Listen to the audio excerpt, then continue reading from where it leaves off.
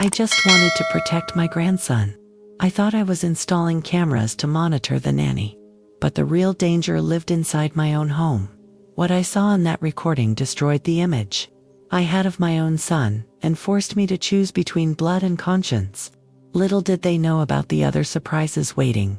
My name is Alberto. I'm 68 years old. I built a company from scratch, sold it at 60, and decided to spend the rest of my days in peace, helping my son raise little Matthias, my 4-year-old grandson. I always believed money could buy security, until I realized it also buys silence. Let me take you back a bit.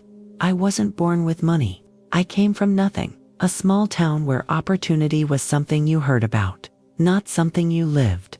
My father worked in a factory for 40 years and died 3, so I worked double shifts, night school, saved every penny. By 35, I had my own business. By 50, I had 3 offices and 200 employees. By 60, I sold everything for 8 figures and thought, now I can finally breathe. But wealth changes things. It changes how people see you, how they treat you, and worst of all, how they treat themselves around you.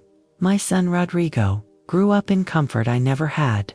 Private schools, study abroad programs, a car for his 18th birthday. I wanted him to have opportunities. But somewhere along the way, he learned that money wasn't just a tool, it was a weapon. He married an beautiful woman, thousands of followers, always posing for photos. When they had Matthias, it was less about becoming parents and more about content. First steps, first words, everything documented, filtered, posted. But between the posts, the house was cold. Rodrigo worked from home but stayed locked in his office. His wife traveled constantly for partnerships, and little Mathos he played alone. A lot. That's when they hired Clara. She was young, maybe 25, quiet, efficient, did everything by the book, fed Matthias on time, kept the house clean, read him stories. She seemed perfect. She doesn't show affection. She's always on her phone. I think she's stealing food. At first I brushed it off. You know how employers can be with household staff. But Rodrigo kept pushing. Dad, I need you to install cameras. It's for my son's safety. And like a fool, I agreed. The cameras went up in every room. Living room, kitchen, playroom, hallways. 16 cameras total. Professional system, motion sensors, cloud storage, the works. I paid for everything, figured it was the least I could do as a grandfather. Slight bitter laugh, Rodrigo asked for the login credentials. Just so I can check too. Dad, you know, when I'm working. Made sense, right? It was his house, his son. That was the first hook. 2 weeks later, Dad, can you cover Mathis's school tuition this semester? Just until my company closes a contract. 3 months, tops. Then, the car needs new tires. Can you spot me until Friday? Then, my credit card got declined at the pharmacy. Can you transfer something quick? It was always just something. Just this once, just until things stabilize. And every single time, I said yes. Because what kind of father says no to his son? What kind of grandfather says no when it's for Mathos? Meanwhile, the cameras showed me a life I wasn't supposed to see. Clara arriving at 7 a.m. sharp, preparing breakfast while Rodrigo slept in. Her playing blocks with Matthias while his parents filmed TikToks in the next room. Her reading bedtime stories because neither parent was home. But I also noticed her eyes. They changed over the months, less bright, more guarded. Like someone walking on eggshells in their own workplace. One afternoon, I was reviewing footage I'd started checking more often. Something felt off. And I caught Rodrigo barking at her over a coffee stain on his shirt. Not just angry, cruel. He called her useless, stupid, said she'd never amount to anything. All this while Matthias sat 5 feet away, watching his father tear into another human being. I called him that evening. Rodrigo, I saw how you spoke to Clara today. That's not acceptable. Oh Dad, you're being dramatic.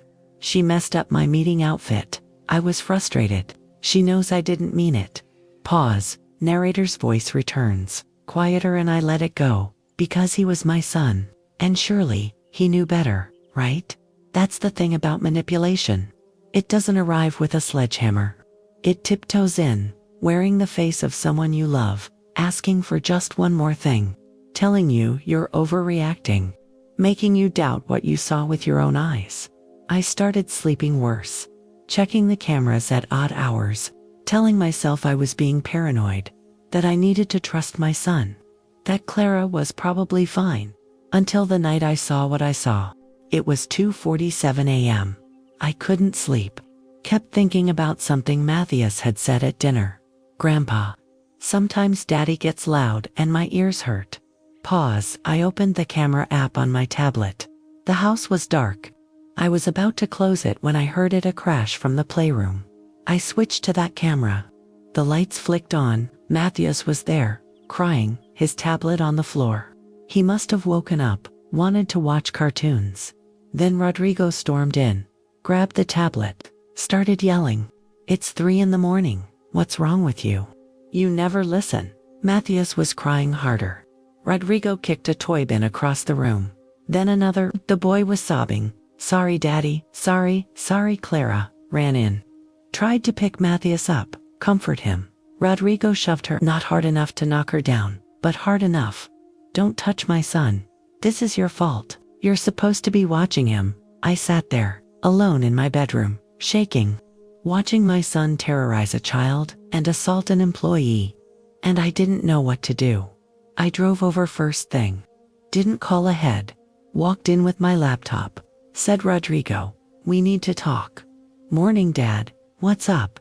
Want coffee? I showed him the video. He watched it. Smiled, actually smiled. You're reading way too much into this. The kid woke up screaming. I was exhausted. Things got heated. It happens. You raised me. You know how kids can push your buttons. And Clara, please. She's a professional victim. Probably wants to sue me. That's why she's acting traumatized. I felt insane. Like I'd imagined the whole thing. He was so calm, so rational, made it sound like I was the problem. So I left. And I hated myself for it. 3 days later, I was pulling into my driveway when someone stepped out from behind a tree. Clara. She looked exhausted, scared, and her left eye had a faint yellow bruise. She handed me a USB drive. Her hand was shaking. Mr. Alberto, I need you to see what happens when you're not there. I recorded it on my phone. Please, no one else will believe me. I took the drive. She left before I could ask questions. I went inside, plugged it in, and what I saw made the first video look like a warning. Rodrigo screaming at Matthias for spilling juice, grabbing him by the arm, dragging him to his room. Matthias begging, I'll be good, Clara trying to intervene. Rodrigo turning on her. You think you're his mother? Your staff? Know your place. And then, the moment that broke me, Matthias, 4 years old, looking at the camera Clara didn't know was recording, whispering, I wish Grandpa lived here. That's when I knew. This wasn't about loyalty anymore. This was about survival. His survival. I called my friend Helena. She's a child psychologist, someone I've known for 30 years. I told her I needed to. We sat in my living room. I played both videos. She didn't interrupt. When they ended, she took off her glasses and said something I'll never forget. Alberto, what you're showing me is documented child abuse, psychological, emotional, and the beginnings of physical, and the employee. That's workplace harassment and assault. You're not overreacting, you're actually late. That word hit me like a hammer. How long had I been late? How many nights had Matthias cried himself to sleep, while I told myself it was just stress, just parenting, just normal? Helena walked me through it. Explained how abuse doesn't always leave visible scars. How control, intimidation, and fear are just as damaging. How children internalize everything. Matthias is learning that love comes with fear. That mistakes deserve rage. That asking for help gets you hurt. Do you want that to be his foundation? Matthias is learning that love comes with fear. That mistakes deserve rage. That asking for help gets you hurt. Do you want that to be his foundation? Matthias is learning that love comes with fear. That mistakes deserve rage. that asking for help gets you hurt. Do you want that to be his foundation? Mathis is learning that love comes with fear, that mistakes deserve rage, that asking for help gets you hurt. Do you want that to be his foundation? Mathis is learning that love comes with fear, that mistakes deserve rage, that asking for help gets you hurt. Do you want that to be his foundation? She gave me the number of a family lawyer, told me to make copies of everything. Camera footage, Clara's recordings, bank statements showing the financial dependence Rodrigo had created. You're going to need evidence, because he will fight you, and he will use every tool he has, including your love for him. I didn't sleep that night. I backed up 16 weeks of camera footage, organized it by incident, timestamps, descriptions, everything. I felt like I was preparing to testify against my own blood, because I was. The lawyer, Dr. Mendez, reviewed everything, said it was one of the clearest cases she'd seen. But, she warned, family court is unpredictable, and your son will paint you as the villain. I told her I didn't care. We filed for emergency protective measures and contacted child services. Before anything official happened, I did something I knew would declare war. I changed the camera passwords, locked Rodrigo out of the system. He called within an hour. Dad, the cameras aren't working. What's going on? I've secured the system. The footage is now evidence in a legal matter. Silence. Then what legal matter? The one where I make sure my grandson is safe. Even if it's from you. He hung up. And I knew there was no going back over the next week. I did everything the lawyer said. Documented the financial manipulation, $47,000 in loans that were never repaid. Got statements from Clara, who was ready to testify despite her fear. Reached out to the building's doorman, who confirmed he'd heard Rodrigo shouting more times than I can count. And I prepared Mathis, not with details, but with comfort. Grandpa's going to make sure you're safe. Okay. No more loud noises. Rodrigo didn't take long. The morning after I locked him out of the cameras, my phone started buzzing. Texts, dozens of them. You're making the biggest mistake of your life. I'm getting a restraining order against you. You'll never see Matthias again. I'll put you in a home so fast your head will spin. Then the calls started. His wife, crying, saying I was tearing the family apart. His lawyer, threatening defamation. Even some of his friends, people I'd known for years, saying I was losing it and needed to back off. I blocked them all. But Rodrigo was smart. He knew where to hit me. He posted on social media, not directly about me, but close enough. When family betrays you for no reason, pray for clarity. Vague, sympathetic. Got hundreds of supportive comments. People I thought were friends started looking at me differently at the club. Whispers, sideways glances, down eyes, and asked, "Can I bring my dinosaur?" "You can bring all your dinosaurs, buddy." One guy even asked me if I was getting my memory checked. Rodrigo was planting seeds, painting me as a confused old man who'd lost touch with reality, and it was working. Then came the letter from his lawyer. A bill for the $47,000 I'd loaned him, which he now called stolen funds because I'd mentioned them to my lawyer. Either drop the case, or we pursue criminal charges for elder financial abuse. He was using my own generosity as a weapon. Brilliant, sick, but brilliant. The worst part? The voicemails. Because some of them weren't angry, some were ... broken. "Dad, I don't know what I did to make you hate me. I'm not perfect, but I'm trying. Please, let's fix this. I need my father." Those were the ones that almost worked, because part of me still wanted to believe him, still wanted to be wrong, still wanted my son back. But then I'd remember Matthews's face, and I'd keep going. Rodrigo blocked me from seeing Matthews. Told the school I was not authorized for pickup. Changed the locks on his house. I'd drive by sometimes, just to see if I could catch a glimpse of my grandson in the window. Once, I did. He was sitting on the couch, alone, staring at nothing. That image kept me awake for days. My lawyer warned me, "He's trying to provoke you.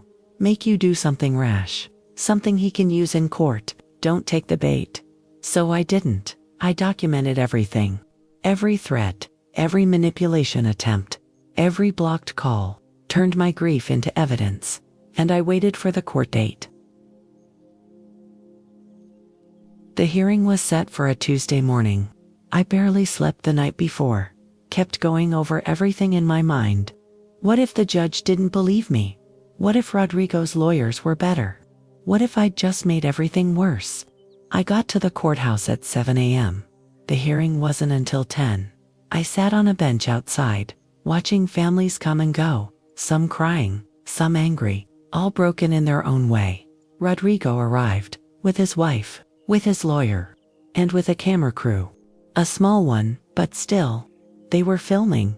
He was turning his own custody hearing into content. We filed into the courtroom. The judge, a woman in her 50s with sharp eyes, asked everyone to silence their phones. Rodrigo's wife put hers away reluctantly. Rodrigo's lawyer went first, painted me as a controlling. Then came Clara's recording, the one where Matheus whispered, "I wish Grandpa lived here." I heard someone gasp. The judge's expression changed. Rodrigo's wife was staring at the floor. Clara was called to the stand.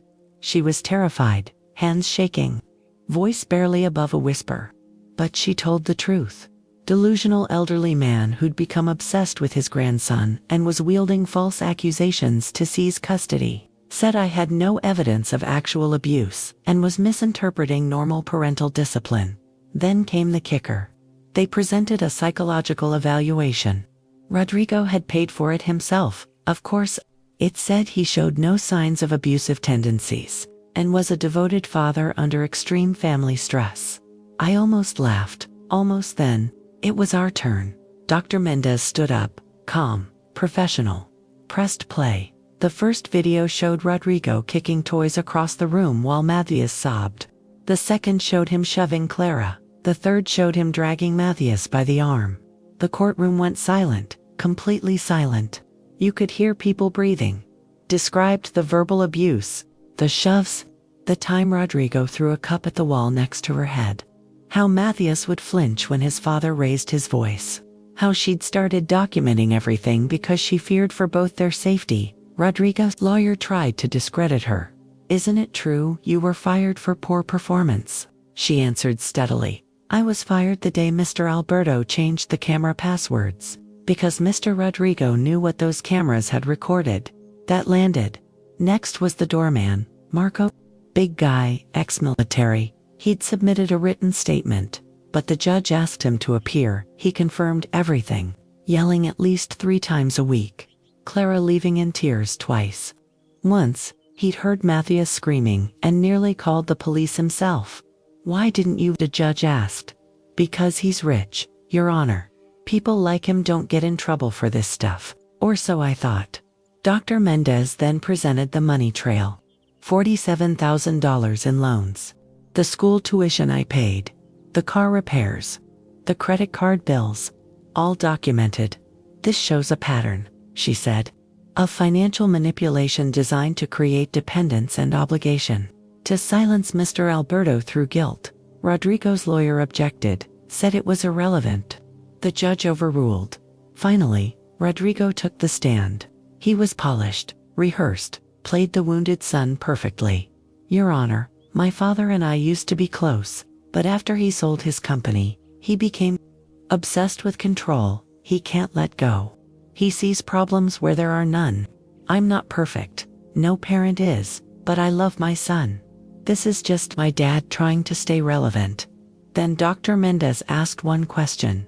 "Mr. Rodrigo, on the night of March 14th, when you shelved Clara Mendez, your employee, in front of your son, was that you loving him?" He froze, stammered. "That's taken out of context. Yes or no?" I was frustrated. "So yes, you shoved her in front of your 4-year-old son. Yes." The judge took a 15-minute recess. It felt like 15 hours. When she came back, her face was stone. "I've reviewed the evidence. The videos are clear. The testimony is consistent. This court finds credible evidence of child psychological abuse, domestic employee assault, and a home environment unsafe for a minor. Temporary custody is awarded to the paternal grandfather, Alberto Mendez, pending further evaluation. Respondent Rodrigo Mendez will have supervised visitation only, contingent on completing a parenting course and anger management therapy. Rodrigo exploded. Started yelling. "This is insane. You're letting a senile old man steal my son." His lawyer pulled him back. Security stepped forward. The judge slammed her gavel. "One more outburst and you'll be held in contempt. This hearing is adjourned." And just like that, it was over. I picked Matthias up from a social worker's office the next day. He had a small backpack with his clothes and his dinosaur collection. He looked so small. On the drive home, he asked, "Am I in trouble, Grandpa?" I had to pull over, held his little hand. "No, buddy, you're not in trouble. You're safe now. That's all that matters," he cried. So did I. The first few weeks were hard. Matthias had nightmares. Would wake up screaming, thinking he'd done something wrong. I'd hold him until he fell back asleep, whispering, "You're okay. Grandpa's here." We started therapy. Play therapy, they called it, where he could express what he felt without having to say it out loud. Slowly, gradually, I started seeing glimpses of the kid he was supposed to be. Laughter, curiosity, trust. Rodrigo's life unraveled fast. His wife filed for divorce 2 months later. His social media went dark. He lost clients because the court case went public. Someone leaked it to a news blog. His carefully curated image was gone. Part of me felt guilty. He was still my son. But then I'd watch Matthias play without flinching at sudden noises, and the guilt would fade. I tracked down Clara, offered to pay for her therapy and help with legal costs if she wanted to pursue charges. She cried when I called. Said no one had ever believed her before. She's in school now, studying early childhood education. Says she wants to be the adult she needed when she was young. I'm paying her tuition. It's the least I can do. People ask me now, "How did you know when to act?" And the truth is, I didn't. I almost didn't. I almost let love for my son blind me to the suffering of my grandson. But here's what I learned. Family isn't defined by blood. It's defined by safety, by respect, by whether someone makes you feel more human or less. And sometimes, the most loving thing you can do is say no. Draw a line. Refuse to be complicit. I think about all the people who saw the signs, the neighbors who heard the yelling, the doorman who almost called the police, Clara, who endured months of abuse before speaking up, me, who had literal video evidence and still hesitated. We all had reasons. Fear of confrontation, belief that it wasn't our place, hope that it would get better on its own. But silence isn't neutral. Silence is a choice, and it's a choice that always protects the aggressor, never the victim. Matthias is 6 now. He's in 1st grade, has friends, loves dinosaurs and space, and asks a million questions about everything. He still sees a therapist, but less often now. Last week, he made me a card at school. It said, "Grandpa, thank you for being brave." His teacher told me he'd explain to the class that being brave means doing the scary thing because it's the right thing. He's 6. And he understands something it took me 68 years to learn. I haven't spoken to Rodrigo in over a year. He sends emails sometimes, some angry, some apologetic. I don't respond. My lawyer advised against it, but honestly, I just don't know what to say. Maybe one day, if he does the work, we can rebuild something, but it won't be what it was, because I know now what he's capable of, and I won't forget it for the sake of comfort. Thanks for watching. If you enjoyed this video, don't forget to subscribe to the channel, leave a comment, and let me know what you thought. Your support really helps us grow and produce more content like this. See you next time.